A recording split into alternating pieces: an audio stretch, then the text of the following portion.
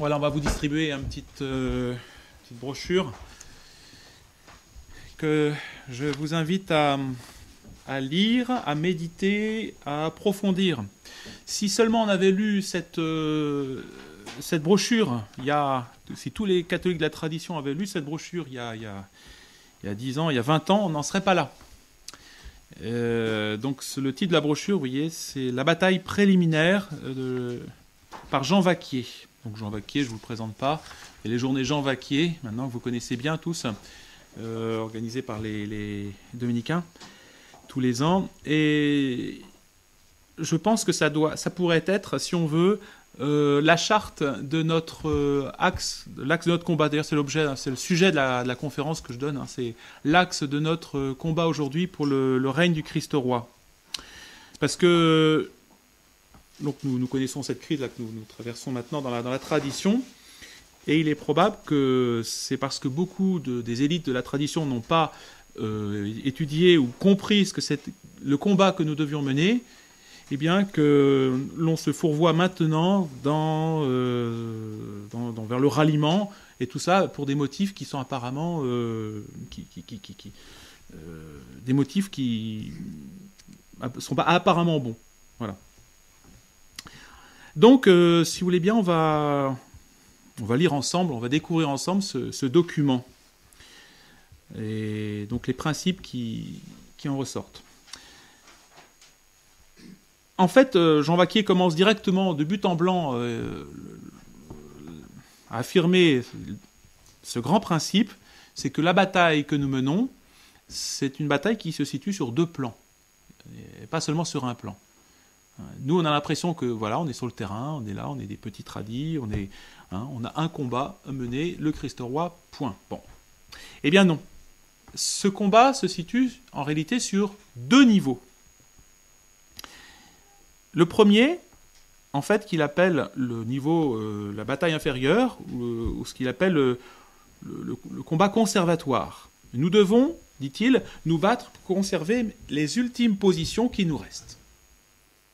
C'est ce que Monseigneur faisait, c'est ce que tout le monde, c'est ce qu'on doit faire, nous, normalement, c'est conserver, garder le dépôt, garder ce qui nous a été donné.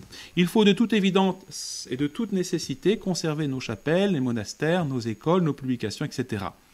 Donc il appelle ça, lui, le combat conservatoire. Conserver. Et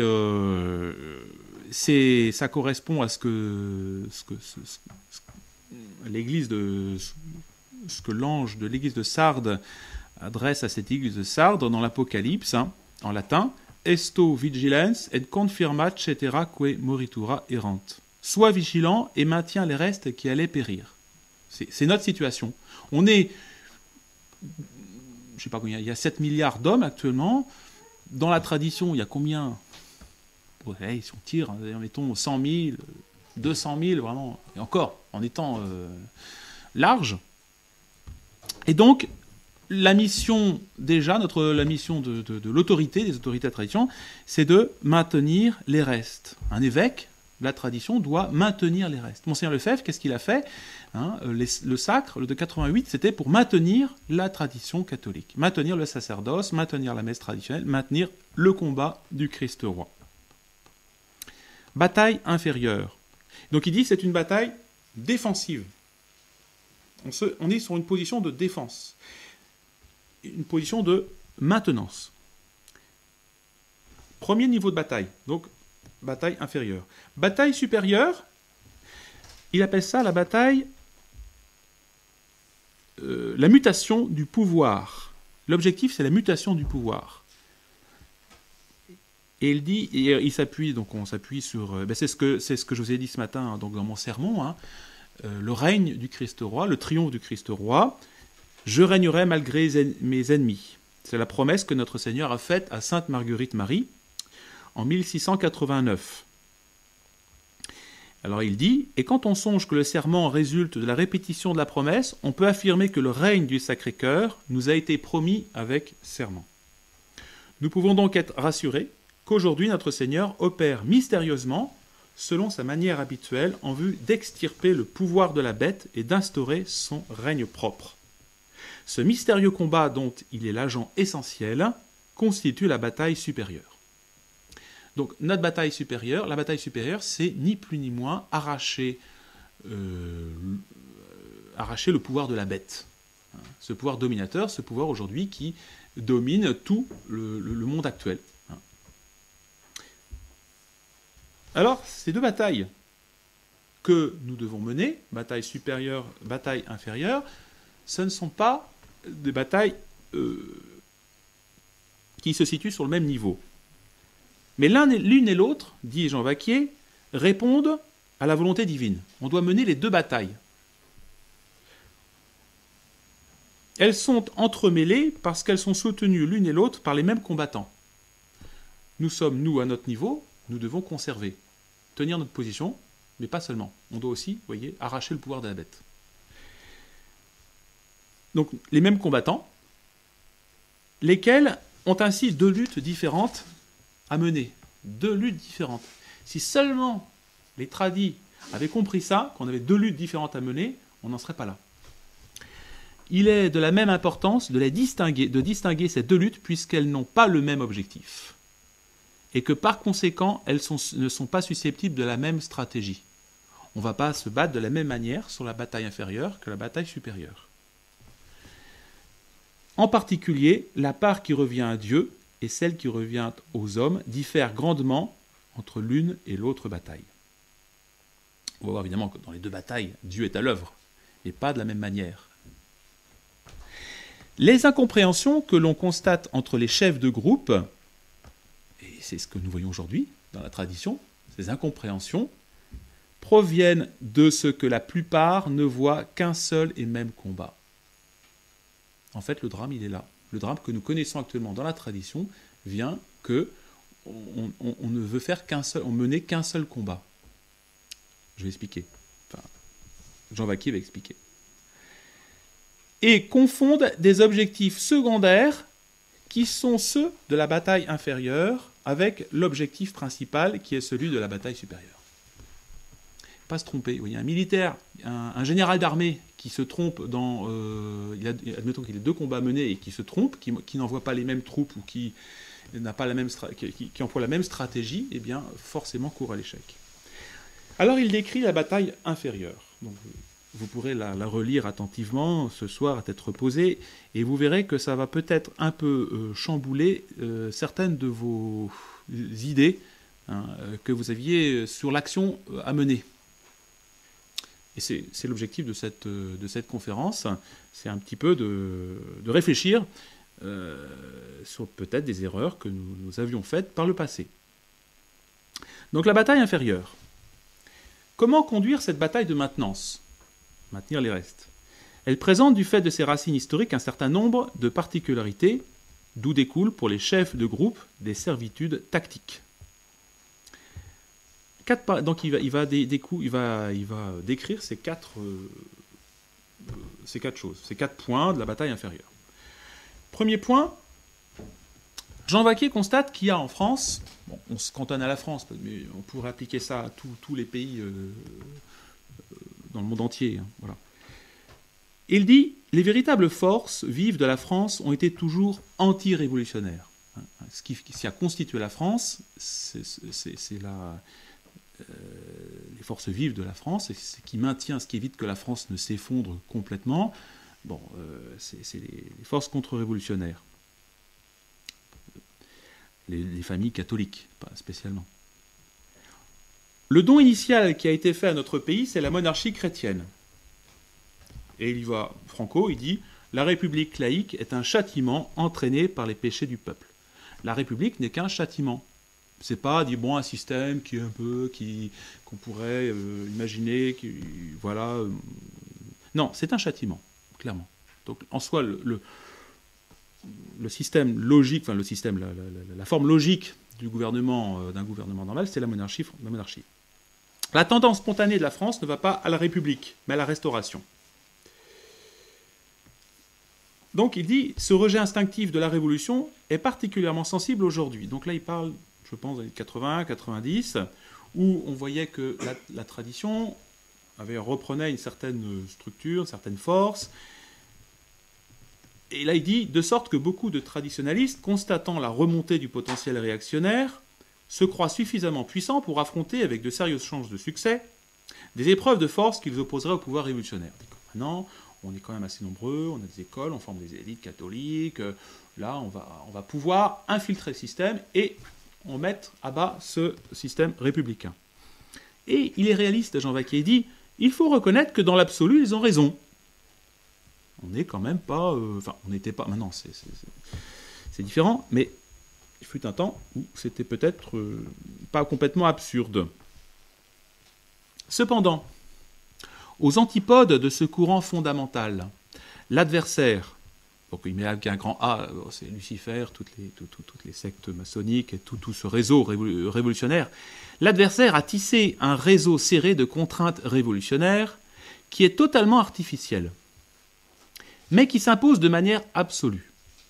Le pouvoir légal appartient à ce réseau, et a fortiori le pouvoir occulte,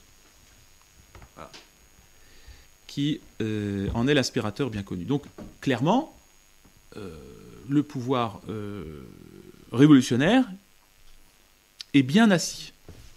Hein, il est fort. L'habileté de nos politiciens, qui est considérable, consiste essentiellement à faire voter la France à l'opposé de son dynamisme fondamental. Mais comment ça se fait quand même que on est toujours dans un système révolutionnaire alors que quand même, il y a quand même une majorité de gens qui pensent bien. La France est comme une monture dominée par un cavalier qui ne travaille qu'à l'exténuer. Elle n'a plus la force de le désarçonner. Bref, l'énergie réactionnaire toujours renaissante de notre pays est sans cesse neutralisée, annulée et inversée. On a apparemment des forces réactionnaires qui apparaissent, et puis au bout de 5, 10 ans, 15 ans, 20 ans, ces forces révolutionnaires sont complètement absorbées dans la révolution. Ça fait 200 ans que ça dure, hein, et ça n'a pas changé. Les nouvelles générations anti-révolutionnaires sont fauchées à mesure qu'elles sortent de terre, et la France chemine d'épuration en épuration. Où sont passés tous ces contre-révolutionnaires des années 50, 60, 70, 80, 90 ? Disparus. Absorbés dans le grand mouvement révolutionnaire. Le pouvoir de la bête, bien qu'essentiellement utopique, il faut reconnaître, c'est comme utopique, est devenu en fait irréversible. Et ça, je pense qu'il faut avoir ce réalisme un peu pessimiste, si on veut, mais c'est un fait que c'est ce qui se passe à chaque génération. L'actuelle poussée du dynamisme réactionnaire ne doit pas nous faire illusion, elle subira le même sort que les précédents. On lui prépare une nouvelle épuration. Voilà, donc cette bataille inférieure, il conclut, il dit, il y a une minorité forte, convaincue, qui agit, qui essaie de faire quelque chose, mais il met en gras, mais humainement impuissante. Humainement impuissante. Si seulement on avait compris ça. Il est bon que les chefs de groupe prennent conscience de cette première difficulté. Parce que on ne dira pas, oui, ça y est, le Christ roi, ou ça y est, on va revenir à un régime monarchique, bientôt, on va reprendre le pouvoir, renverser toute cette racaille. Eh bien, non, il faut être réaliste. On a affaire à des adversaires qui sont humainement plus forts, financièrement, matériellement, ils ont tout. Les médias. Le dynamisme réactionnaire fondamental est réel, mais il est neutralisé par un dispositif révolutionnaire pratiquement insurmontable. Soyons réalistes. Le deuxième constat sur la bataille inférieure, c'est qu'il faut éviter de faire... Il faut faire un bon constat sur notre position juridique. Les traditionalistes ont conscience de défendre les droits de Dieu. Nous défendons les droits du bon Dieu, en face du pouvoir de la bête. Ils puisent là leur ardeur et leur confiance, mais ils s'imaginent trop facilement que cette position de principe leur donne sur l'état laïque une prééminence juridique. Ils descendent dans la rue, en brandissant le décalogue et l'évangile, en accusant l'État de les avoir violés. On a le droit à des écoles catholiques, on a le droit à avoir des mairies où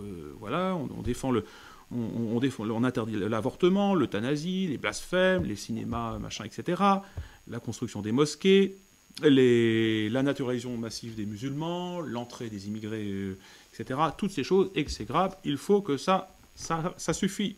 Hein, on en a assez. Alors on va se faire des grandes pétitions, des grandes manifestations. Mais comment ne pas voir qu'il est maintenant trop tard pour tenir un tel discours? Il fallait commencer par s'opposer à la laïcisation constitutionnelle de l'État.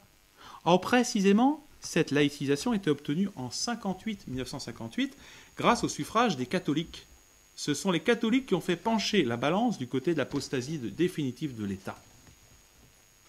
Poussés par leurs évêques, eux-mêmes manipulés par le futur cardinal Villot, ils ont voté en masse pour la constitution laïque que le général de Gaulle leur proposait. Il n'est plus l'heure aujourd'hui d'exiger de l'État sans Dieu la reconnaissance des droits de Dieu. Et c'est le combat, aujourd'hui, c'est un combat qu'il fallait mener, que les catholiques ont mené, mais c'est passé. Hein. Dans le combat au jour le jour que nous devons mener, nous sommes réduits aux moyens de la légalité laïque qui, de surcroît, deviendra de plus en plus rigoureuse, réduisant toujours plus nos moyens de défense. La légalité socialiste se met en place dans laquelle les chrétiens et leurs dieux seront tenus pour ennemis publics.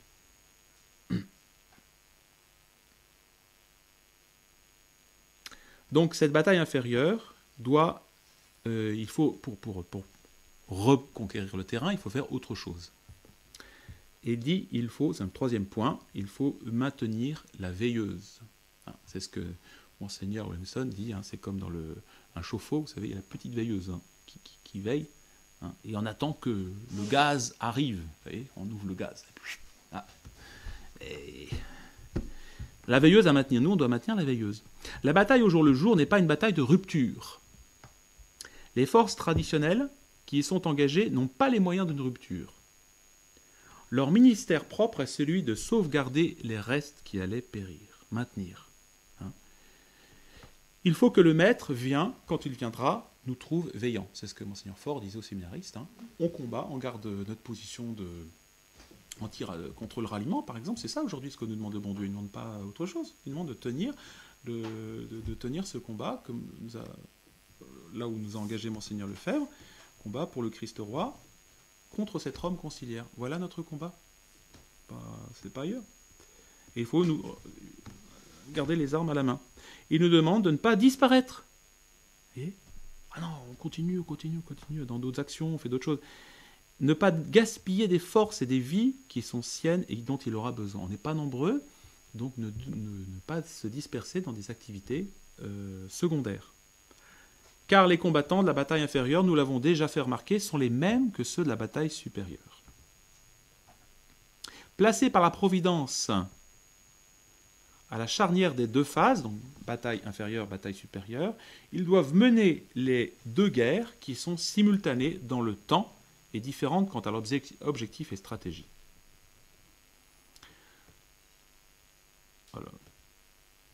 Alors, il dit, l'une des conditions essentielles pour maintenir ne serait-ce qu'une humble veilleuse au cours de cette période complexe et sévère, et là on peut dire c'est vraiment le cas aujourd'hui, hein, c'est la constante élévation de l'esprit vers le ciel pour en obtenir à chaque instant les protections indispensables.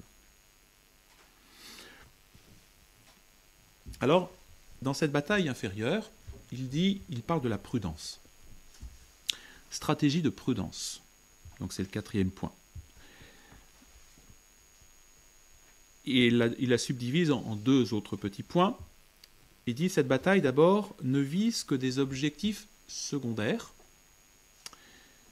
Et chose très importante, moi je souligne bien là-dessus, il dit aucune assistance divine exceptionnelle ne lui est promise. Il n'y aura pas de miracle, hein, on n'aura pas brusquement des choses extraordinaires qui vont se faire au niveau de la bataille de maintenance. Hein. Vivre de façon catholique dans sa famille, voilà, trouver un métier, bien éduquer les enfants, il n'y aura pas de miracle. Hein. Ça sera un travail dur, quotidien, répété. Voilà. Hein. On aura la grâce qu'il faut, mais il n'y aura pas de choses extraordinaires. Donc, d'abord, objectif secondaire.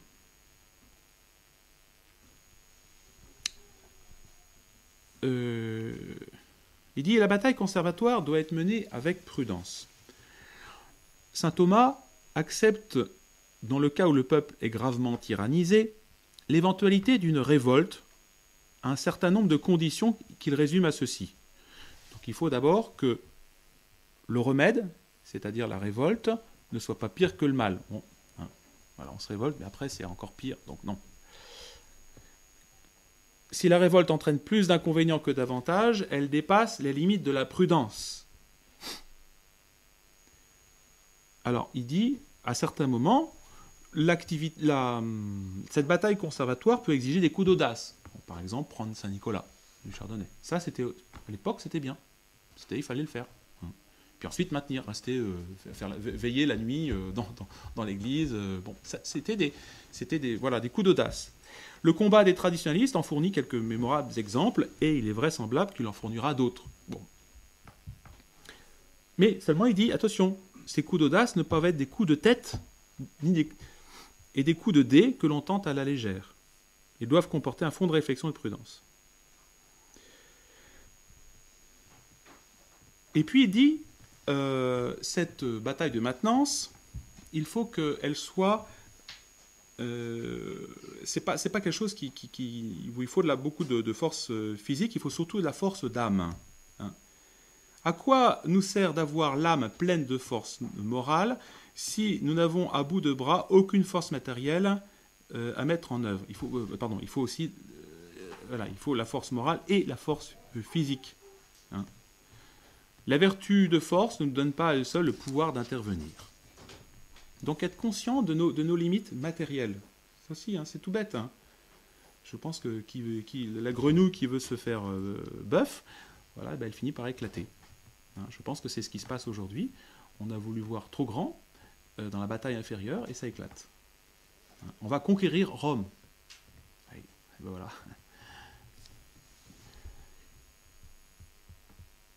Conclusion de cette bataille inférieure. Nous venons de marquer la différence entre, d'une part, les objectifs secondaires, à savoir la maintenance des ultimes positions traditionnelles, qui constituent l'enjeu de la bataille inférieure. Donc bataille inférieure. Bataille supérieure, qui est l'extirpation du pouvoir de la bête, qui, elle, est l'enjeu de la bataille supérieure. Et on va voir comment. Beaucoup ne voudront pas admettre cette distinction. Ils diront, non, on n'est pas d'accord. Hein. Monsieur Abbé, vous êtes défaitiste.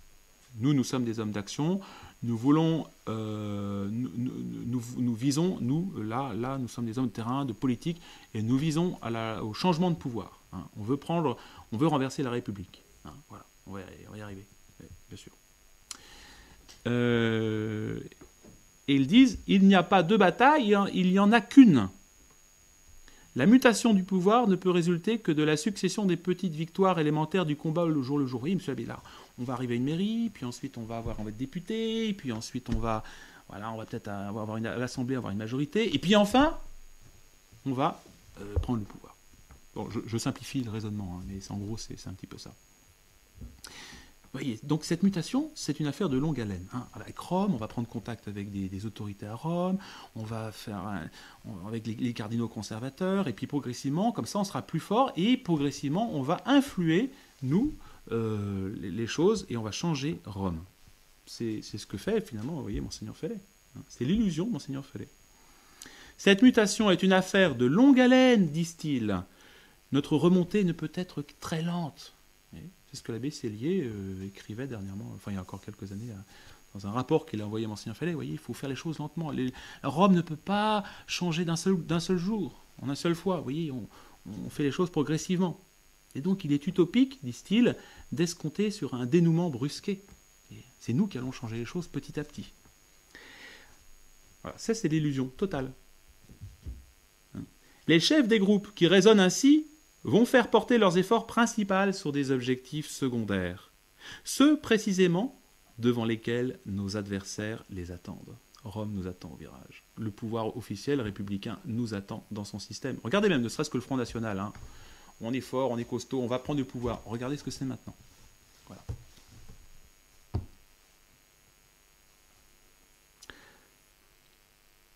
Nos adversaires en effet, chercheront, comme ils le font d'ordinaire, à nous faire perdre notre sang-froid, à nous entraîner dans la violence ou la terreur, nous terroriser.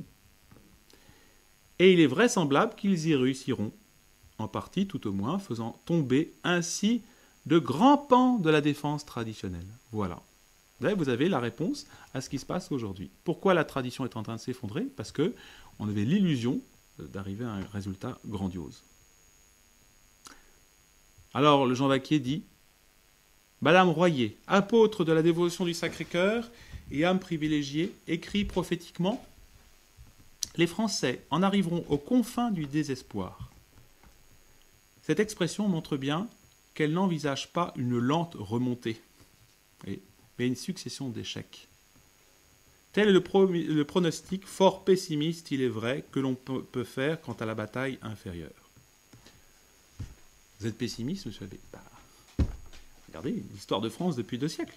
Où est-ce qu'on en est aujourd'hui? Tout le monde est d'accord pour dire que la situation est gravissime. Et que tout ce qui nous semblait être des petites victoires, en fait, ne sont que des défaites. Alors, on en arrive enfin à la bataille supérieure. Eh bien là, pour le coup, il faut viser très haut. C'est bien que justement je vous parle de ces choses-là le jour de la fête du Christ roi. Double objectif de cette bataille supérieure. Et ça, tous, vous devez le chercher. Premier objectif, donc l'extirpation du pouvoir de la bête. Voilà, on y va fort. Extirper le pouvoir de la bête, actuellement, qui domine le monde politique et le monde religieux. La restauration du pouvoir de droit divin.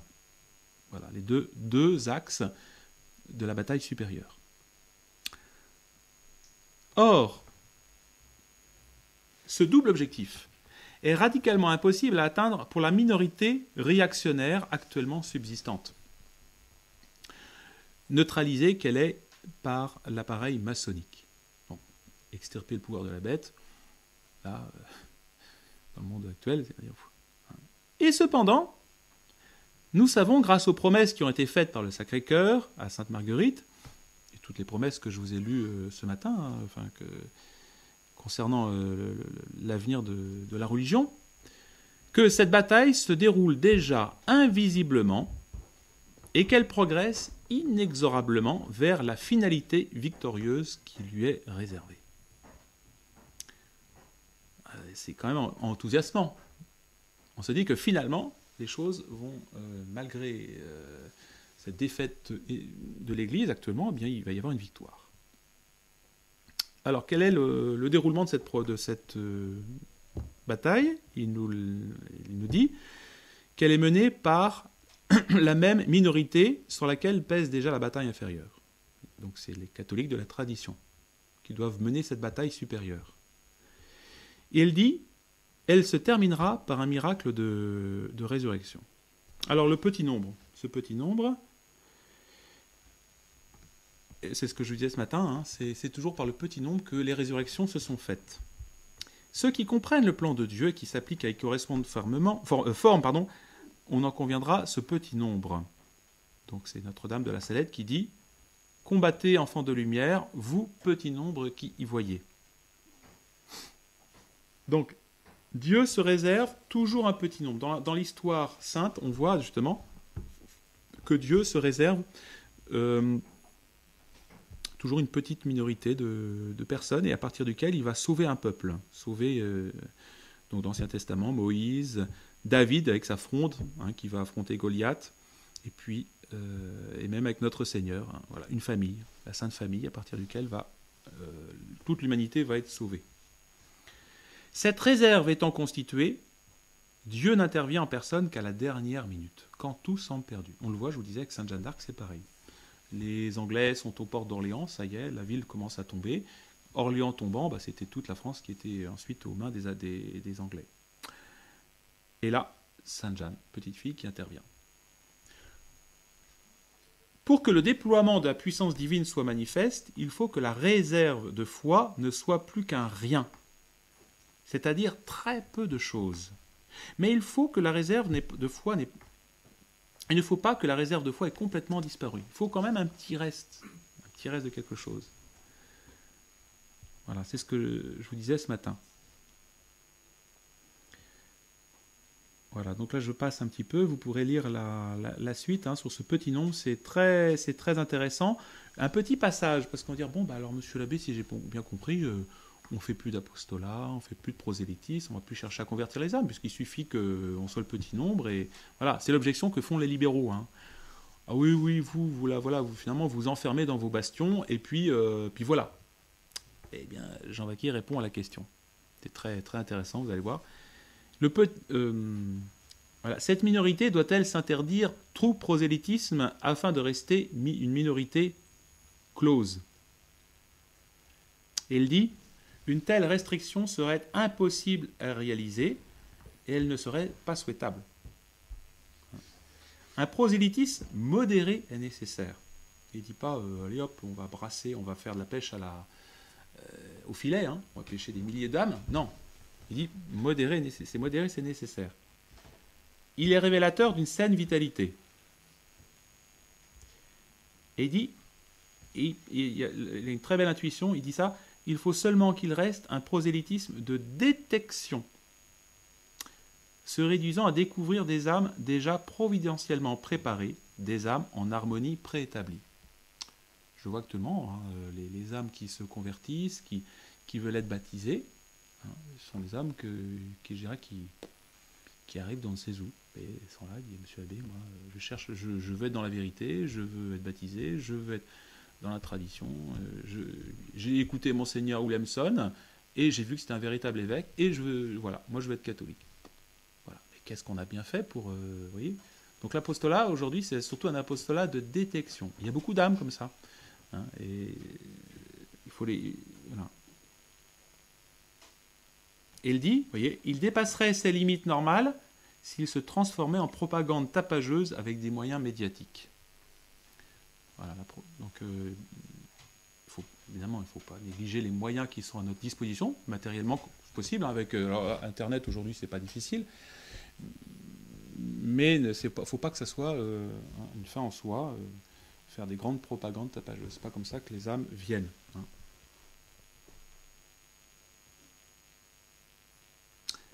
Voilà, donc ça, c'est la première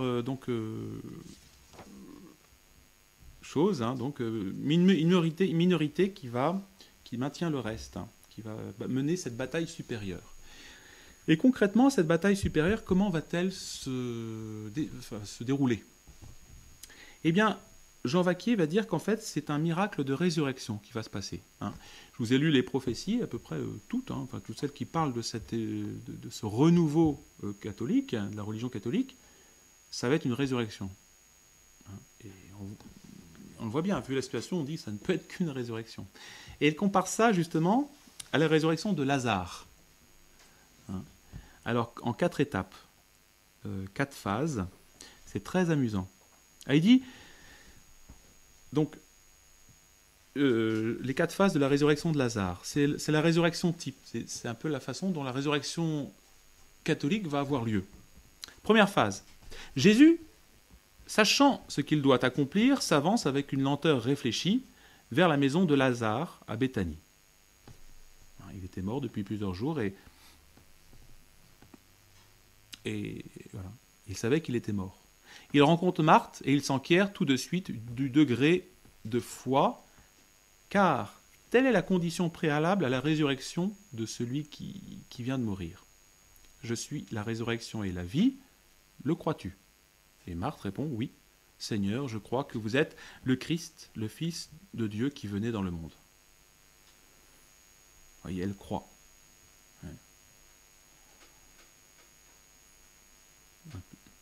Donc, absence de scepticisme, dit Jean Vacquier. Chez Marthe, cette confiance ouvre la voie à l'exercice de la puissance divine. Donc et là, il fait aussi, il dit c'est comme Charles VII qui croit aux voix de Jeanne d'Arc. Hein. Il sent bien quelque chose qui est au-delà de la nature. Hein, voyez, donc il dit dans cette petite fille là, elle parle au nom de Dieu. Elle connaît des choses que seule je connais. Donc, ensuite, deuxième phase. Jésus, donc, frémissant de nouveau en lui-même, s'approche du tombeau. C'était un caveau, une pierre était roulée devant l'ouverture pour l'obstruer. Jésus dit « Tolite lapidem », ôtez la pierre. Donc il ne va pas lui-même enlever la pierre, il va pas faire un miracle pour enlever la pierre, il demande aux hommes d'enlever la pierre. Ce travail ne revient pas à Dieu, c'est à la portée des forces humaines. Et qu'est-ce que c'est que cette pierre? C'est l'obstacle qui empêche cette résurrection. Donc il faut que l'homme fasse quelque chose, enlève une pierre. On va voir ce que c'est. Troisième phase, la phase essentielle. Jésus crie d'une voix forte, Lazare, veni foras. Lazare, veni foras. Sors. Et il fait ce que seul Dieu peut faire, ressusciter un mort. Donc ça c'est un cadavre. Hier, c'est pas hier, c'était quelqu'un qui me parlait, ah oui, c'est un Italien qui parlait d'une résurrection, là, pour le coup, incroyable en Italie, je sais plus, il y a quelques années. Il dit c'est un homme accidenté, les viscères étaient répandus, il était mort, mais tout était en pièces détachées. Eh bien, la résurrection, ça a été, c'est la Sainte Vierge, hein, apparemment, donc le corps s'est reconstitué. J'en sais pas plus, j'aimerais bien lui demander, mais bon, voilà. Bon, c'est un peu ça, parce que Lazare, il puait déjà. Au bout de 3 jours, c'était la pourriture. Hein. Donc on va dire, là, c'est vraiment une résurrection. Quatrième phase, le mort sorti du tombeau, lié de bandelettes aux pieds et aux mains. Et son visage était enveloppé d'un suaire. Jésus leur dit, sol vite eum et signite abire. Déliez-le et laissez-le aller. Donc là, c'est encore des hommes qui vont intervenir et qui opère, il n'y a pas besoin du bon Dieu pour enlever les bandelettes. Donc, voyez ces 4 phases de la résurrection de Lazare, eh bien, c'est un petit peu les 4 phases de cette restauration que l'on connaîtra, enfin, qui se déroulera un jour. D'abord, la foi. Les 4 phases de la restauration. Ego credidi, je crois. Et je vous disais, il faut ce petit reste qui est la foi, qui croit que notre Seigneur peut faire quelque chose, et donc sur ce petit reste repose la responsabilité, non pas d'opérer la restauration, on ne peut pas, mais de la rendre possible pour lui ouvrir la voie. Pour ouvrir cette voie, il faut commencer par croire à la puissance et à la miséricorde de Dieu. On dit dans le credo, on croit en Dieu le Père tout-puissant. Est-ce que, effectivement, nous croyons que Dieu est tout-puissant ? Oui. Est-ce qu'il peut faire un miracle de résurrection, ressusciter la religion actuellement?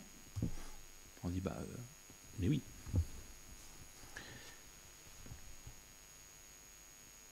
Tolite lapidem.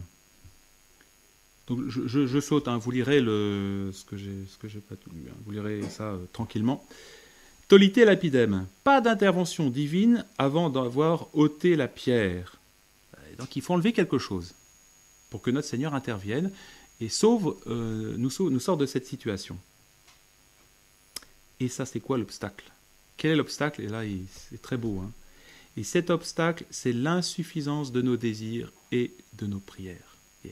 Le peuple hébreu, quand il était emprisonné chez les Assyriens, tout ça, il le laissait pourrir pendant des années, puis à la fin, ils n'en pouvaient plus, alors ils priaient, ils imploraient le bon Dieu, et enfin, au bout d'un certain nombre d'années, voire de dizaines d'années, le bon Dieu intervenait et leur faisait quitter l'exil.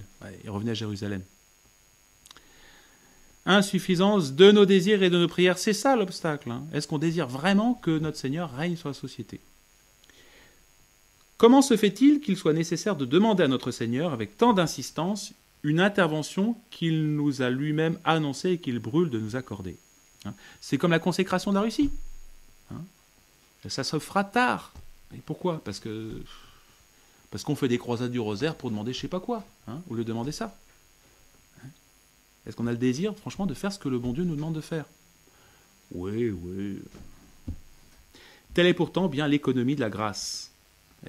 Dieu ne peut pas opérer sans nos désirs, c'est pas possible. C'est ce qu'on dit à un enfant qui fait des péchés est-ce que tu as le désir de ne pas retomber? Oh oui, c'est bon. Ben, il est probable. Le Dieu va du coup seconder ce désir. Il va même un enfant, un adulte.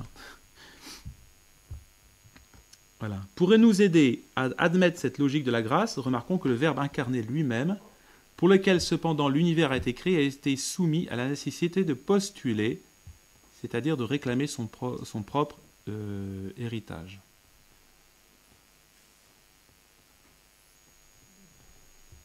Voilà.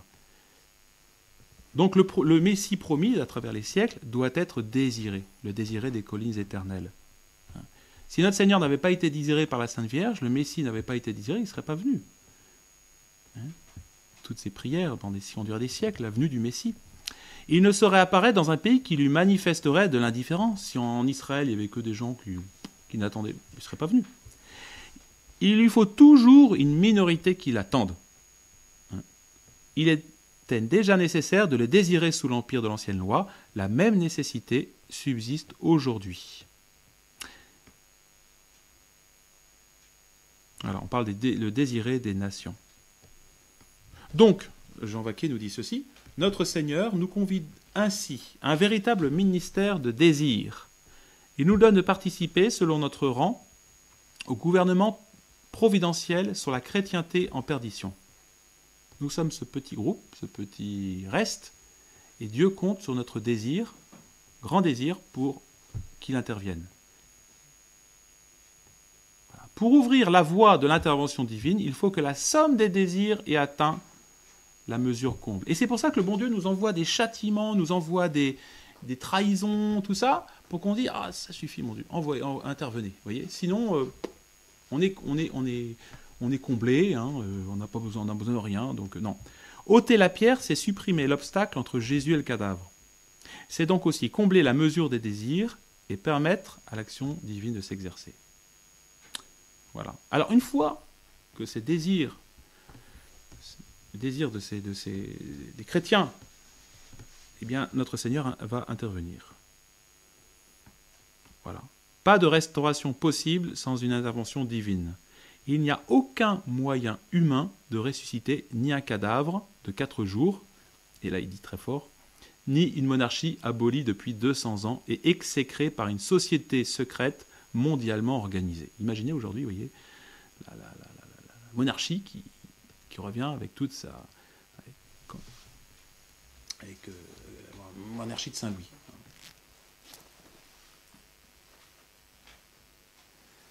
Voilà. Nous devons être persuadés, bien persuadés, que la résurrection que nous attendons est l'œuvre de Dieu d'abord. Oui, donc cette bataille supérieure, c'est l'œuvre de Dieu d'abord. Elle est destinée à procurer la gloire de Dieu, comme c'était le cas de la résurrection de Lazare. Cette maladie n'est pas à la mort, mais pour la gloire de Dieu, afin que le Fils de Dieu en soit glorifié. Donc le bon Dieu nous fait descendre, voyez, plus bactère. Aujourd'hui, on en est au mariage des, des sodomites. Vous voyez, pour nous faire comprendre que cette bataille, cette victoire ne peut être obtenue que par Dieu lui-même, la puissance de Dieu. Et puis, après l'action, solvite eum, enlever les bandelettes. Il y aura quelque chose à faire. Qu'aurons-nous alors à faire? Sans doute beaucoup de choses. Je pense qu'on aura beaucoup de travail.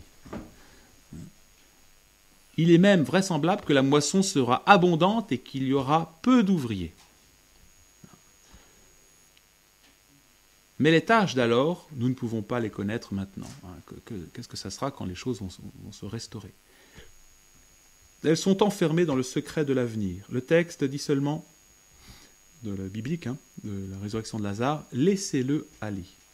Cette expression sous-tend que Dieu donnera au roi du Sacré-Cœur une inspiration en rapport avec les circonstances nouvelles. Nous n'aurons qu'à nous laisser guider.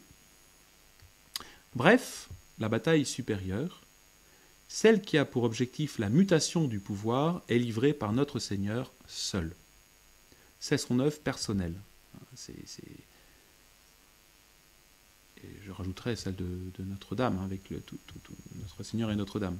Et d'ailleurs, par qui d'autre pourrait-elle être exécutée? En effet, il s'agit d'abord d'enlever son pouvoir à la bête, contre laquelle l'homme est impuissant. Il faut en même temps procéder comme à la seconde fondation d'une monarchie de droit divin. Toutes choses qui ne peuvent être opérées que par Dieu. Voilà. Mais, donc, toutefois, le maître divin, nous l'avons entendu, entend que le petit nombre intervienne pour ôter l'obstacle.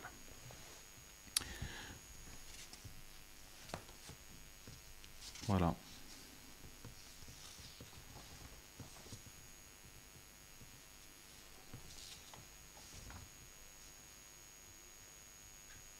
Donc cette bataille préliminaire, hein, de bataille essentielle au fond. Hein. Donc il dit, bon là, il voit 3 batailles, mais en fait, bon, celle de maintenance inférieure, celle de la supplication préliminaire, et celle qui est la bataille supérieure. Mais enfin bon, les deux sont... En fait, il y en a 2. Hein. Donc la bataille de désir, à qui incombe-t-elle, donc cette bataille supérieure? Qui en sont les combattants? Elle incombe à cette minorité qui assume en même temps la bataille de maintenance, c'est-à-dire à vous. Il faut être homme d'action pour assumer la maintenance et homme d'oraison pour participer à la supplication. Homme d'action et d'oraison. Alors, ces 2 attitudes sont difficiles à concilier. Nous avons déjà noté cette caractéristique qui est essentielle sur le plan psychologique, car elle explique les divergences dans l'appréciation des priorités. Qu'est-ce qu'il faut privilégier? L'action ou la prière?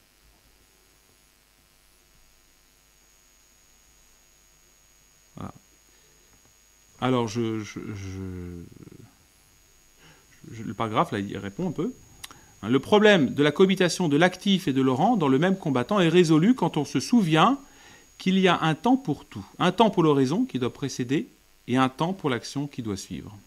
Un temps pour la vie cachée et un temps pour la vie publique. Voilà. Ce qui est certain, c'est que le combat de la supplication est réservé au petit nombre, qui conserve la foi. Et non seulement la foi, mais aussi la confiance dans les promesses de restauration. Parce que je pense que dans beaucoup de gens de la tradition qui se lancent dans l'action politique, je dirais, voilà, il peut y avoir un manque de confiance. Il y a la foi, bien sûr, mais un manque de confiance. Alors, cette confiance est nécessaire puisque le but de la supplication est précisément d'obtenir la réalisation de ses promesses. On ne croit pas à la toute-puissance de Dieu. Alors, mais voyons maintenant contre qui est dirigée cette bataille préliminaire. Donc, alors, il dit une chose surprenante. Il dit, si étrange que cela puisse paraître, elle est dirigée contre Dieu. Bataille préliminaire. Alors attention, il précise, il dit, il faut faire l'assaut du ciel. Hein, c'est le rôle des contemplatifs. Hein, quand vous voulez obtenir une grâce, une résurrection, enfin je sais pas quoi, un enfant qui va pas bien, qui tourne mal, vous voyez, on fait l'assaut du ciel, on prie. Hein, bien sûr, on fait ce qu'on peut sur le plan éducatif, mais avant toute chose, on prie le ciel. C'est Dieu il s'agit de fléchir, et c'est Dieu lui-même qui nous a donné des armes contre lui pour faire fléchir sa colère. Ces armes sont la prière, d'abord, à laquelle il faut ajouter la pénitence qui donne des ailes. Ce matin, je vous ai lu là, cette mystique romaine là, qui portait sur elle la passion de notre Seigneur, enfin avec elle la passion de notre Seigneur, et les démons voyaient que ce qu'elle souffrait eh bien, était utile à l'Église. La pénitence. Ce sont des armes qui font fléchir Dieu. Par elles, les obstacles sont levés, la pierre du tombeau est ôtée, et la décision divine de faire miséricorde est enfin prise. On voit Moïse, hein, Dieu veut châtier, punir ce peuple, hein, qui a une crède, qui se révolte, et c'est les prières de Moïse qui font fléchir le bon Dieu.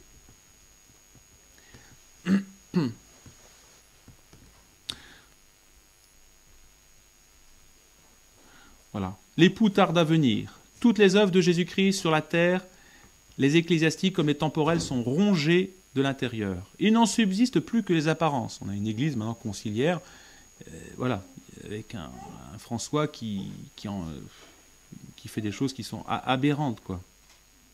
Et pourtant, Dieu ne donne pas pour l'heure des signes d'indignation manifestes. On dit, mais c'est pas possible. Moi je me suis dit, le jour où Jean-Paul II allait être canonisé, je me suis dit, c'est pas possible, Saint-Pierre va s'effondrer, il va y avoir un événement. Rien. Bon. Dieu attend. L'Écriture nous apprend qu'il est lent à la colère. Les combattants de la bataille préliminaire sont comparables aux vierges sages. L'époux tarde à venir, voyez.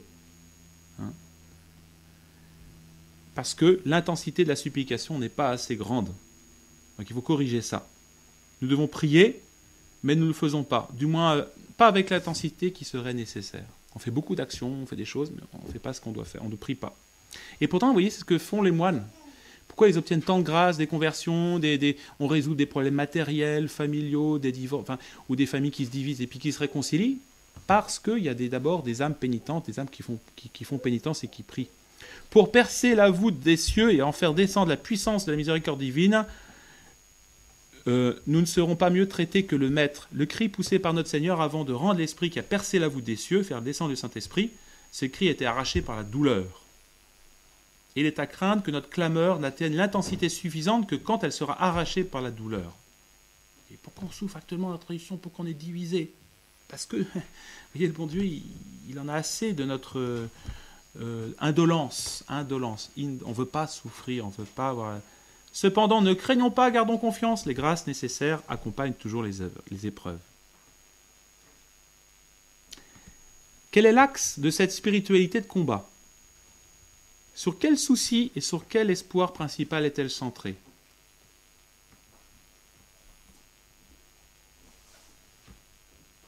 Alors là, je saute. L'iniquité a inondé la terre.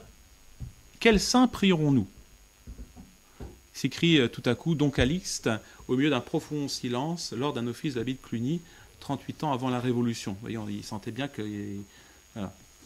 Nous prierons les saints de nos origines.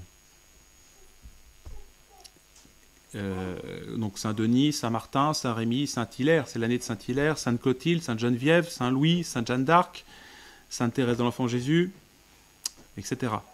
Nous prierons habituellement les saints anges, c'est encore le mois des saints anges. Ils nous communiqueront leur désir de la manifestation du Verbe incarné. Voilà. Les anges sont de bons guides, ils ne dévient pas. Donc on priera les anges. Rien n'est plus recommandé aujourd'hui que de mêler notre désir à ceux des 9 cœurs des anges. L'union fait la force. On les attire en leur ressemblant. Et puis, je rajouterais, prier Saint Michel Archange par l'humilité. On attire Saint Michel Archange par l'humilité. Et puis, dévotion à celle qui s'adresse à notre Seigneur, à son sacré cœur, à son précieux sang, à sa sainte face. Voilà. Et enfin, il termine en disant: le roi de l'univers a recommandé que pour l'atteindre, on passe toujours par sa mère, qu'il a instituée médiatrice de toute grâce, et qui participe comme reine à son gouvernement. Dans les temps modernes, elle s'est manifestée à ses témoins choisis, nous montrant sa sollicitude et aussi son angoisse devant la montée de l'iniquité. Elle monte l'enfer. Elle essaie d'apitoyer les hommes sur leur sort temporel et éternel. De nous faire pleurer sur ce qui se passe. Non, on est là, on voit des gens. Ça ne suffit pas. Notre-Dame, et voilà, c'est vraiment une mère qui se soucie du sort de l'humanité. Donc voilà, donc il faut la prier plus que jamais, enfin la prier et puis imiter sa supplication. Et puis, quant aux pratiques, alors là je vous encourage, on peut en recenser 3 qui sont particulièrement en harmonie avec la spiritualité de Christ qui est la nôtre, la pratique de l'heure sainte. Donc le jeudi saint, donc le soir, par exemple, celle que Sainte Marguerite Marie nous a conseillée avec le Sacré-Cœur,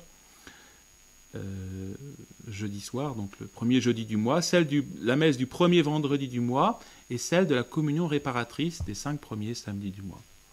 Voilà, pour rentrer dans ce désir du Sacré-Cœur. L'heure sainte a été instituée par notre Seigneur lui-même dans les dernières années de sa vie terrestre. Elle se fait dans la nuit du jeudi au premier vendredi de chaque mois. Voilà, on en retire une grande force, de grande grâce.